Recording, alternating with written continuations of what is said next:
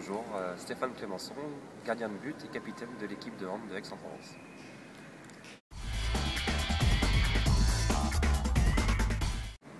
C'est un poste au premier abord ingrat, dans le sens où on reçoit beaucoup d'impact et on ne peut pas prendre part au jeu d'attaque. On est là juste pour faire des parades décisives ou essayer de limiter la casse quand les défenseurs sont en difficulté. Alors c'est sûr que derrière il faut un gardien qui tient la route, parce que on dit souvent qu'un bon gardien c'est 50% d'une équipe, et c'est ce qui permet justement d'éviter de prendre des buts au moment où c'est difficile. Donc c'est un poste clé qui nécessite une force mentale supérieure pour pouvoir pallier à des moments difficiles dans les matchs, des moments clés, des moments décisifs. Si un gardien sort les ballons dans les moments chauds, ça fait toujours du bien à l'équipe. Psychologique, mental, oui, ça c'est essentiel. Une technique qui est aussi inévitable. Et puis après, tout s'acquiert avec aussi l'expérience, parce qu'un jeune gardien, on dit que un gardien arrive à maturité aux alentours des 25-30 ans, plutôt qu'un joueur peut déjà être très performant à 18-20 ans.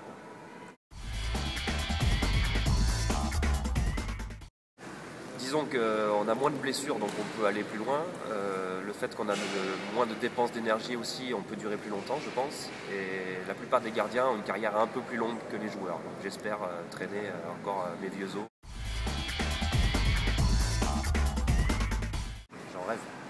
J'en rêve, et je ferai tout pour être présent, ça c'est sûr.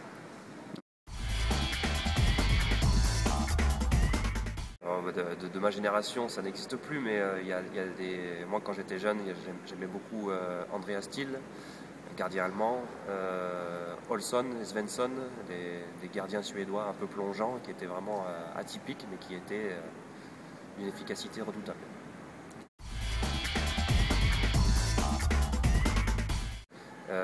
C'est ce qui est bien d'ailleurs, c'est que le gardien de but au hand peut être changé, interchangé à volonté. Donc dès qu'il y a une petite baisse de régime ou un peu de méforme, on peut s'autoriser à changer un gardien autant de fois que nécessaire. Donc ça c'est bien.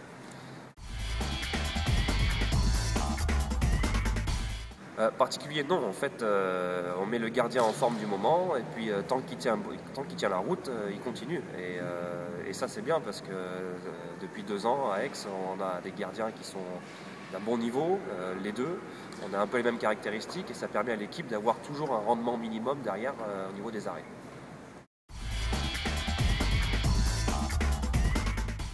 C'est performance, tout simplement. C'est le nombre d'arrêts justement, est-ce qu'il arrive à être décisif quand il faut, et s'il ne l'est pas, on en met un autre, vite. Ça va être un match très engagé physiquement, parce que Nanterre adore le combat. Donc déjà il y aura beaucoup de travail défensif à faire. Derrière ils se projettent bien, ils ont des super ailiers, ils ont des arrières qui sont quand même assez costauds, même s'ils sont jeunes. Et voilà, ça va être un match clé, parce que derrière on enchaîne une série de matchs importants. Il faut qu'on se lance, à savoir qu'on est sorti 2 fois à l'extérieur, on a perdu 1 fois, on a gagné qu'1 fois. Voilà, c'est déjà une défaite de trop pour nous, on veut absolument continuer à enchaîner les victoires. Si vous voulez aller à la pêche aux infos, c'est au coach qu'il faut demander.